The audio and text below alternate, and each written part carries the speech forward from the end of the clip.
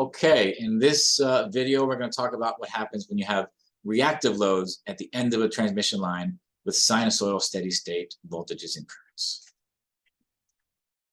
All right, so let me summarize what we observed for the open circuit case and the short circuited case. And we said there is a cycle to it. This is not really a graph, but it's sort of a cycle that tells us how things are repeating. On the left side here, we had a short circuit.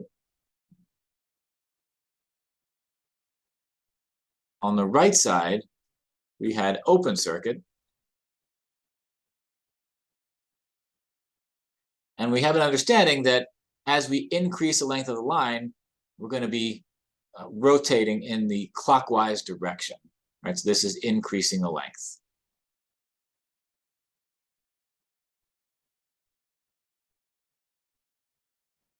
All right. On this top was inductive, and on the bottom was capacitive.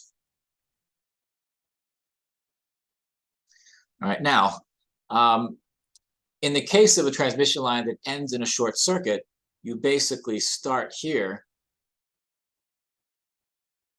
and you go in this direction, right? That's for a shorted transmission line. All right, start here for a shorted load.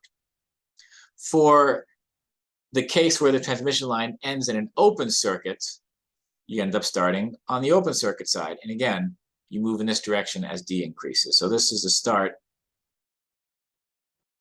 for an opened load. Now, what about the case where the load is either an inductor or a capacitor? Right now, it certainly makes sense that if you have an inductor on the load, that you might start somewhere in here. Right, so this is starting with an inductor. So if your load is an inductor, start here for inductive load. And that would in fact be correct. So having a load that's an inductor or a capacitor is basically the same thing. You just all you do is you start out in a different place along this loop. But as you lengthen the transmission line, you go through these transitions of inductive to open circuit to capacitive to short circuit to inductive to open circuit, and repeating over and over again. If you vary the transmission line, vary its inductance, vary its capacitance of what's on the load, all you're doing is you're picking a different place on the transmission line in order to start where you would start. And then you continue that loop. All right. So let's take a look at this with our WinTLS simulator here. All right, so I still want to have a sinusoidal load right here, and let's make an inductor that has a value of 1 microhenry. All right, I'm going to turn off the envelope and let this propagate pretty quickly. Now, this kind of makes sense because there's no resistor at the load, so there is nothing to absorb power or dissipate power. So it stands to reason that all the power that comes in and hits a load has to reflect and come back in some form. And so it shouldn't be surprising that what we're seeing right now is a standing wave, right? It's not going anywhere. It's a positive and negative going wave superimposed on top of each other, and that's a standing wave. All right.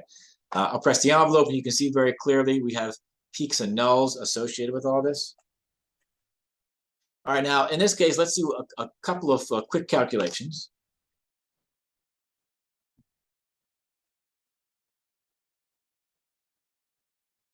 The frequency that we're using is 100 megahertz.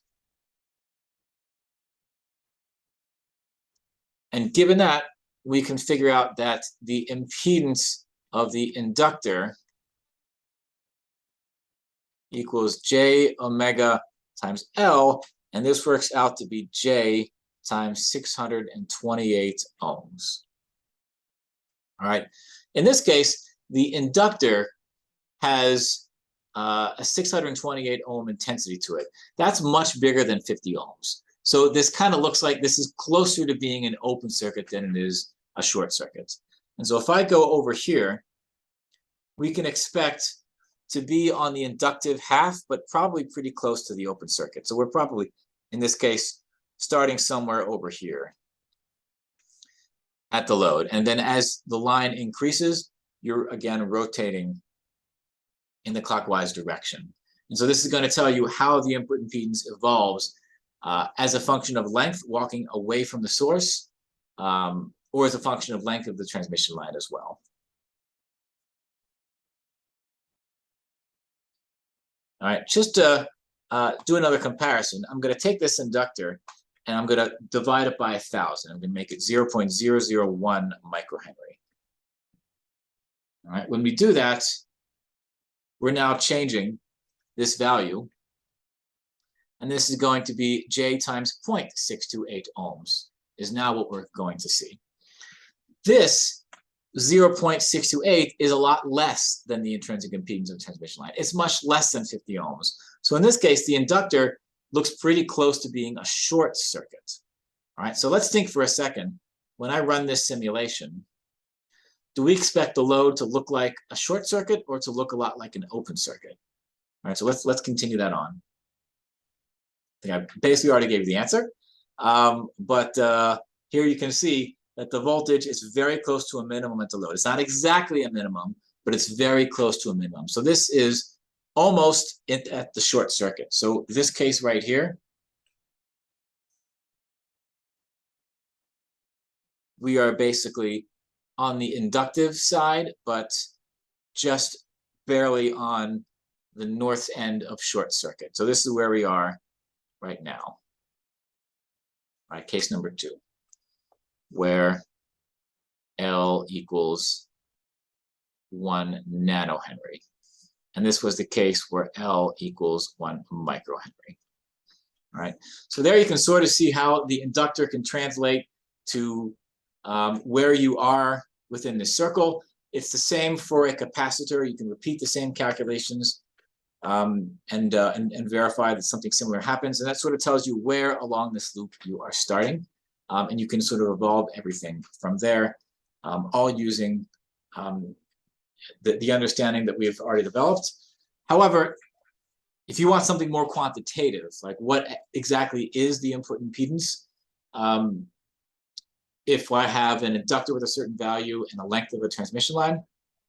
So in the next lecture, we're going to see a totally general equation that will take into account any arbitrary load and any length of transmission line. And that's going to give us the ability to calculate this quantitatively for a much wider variety of situations.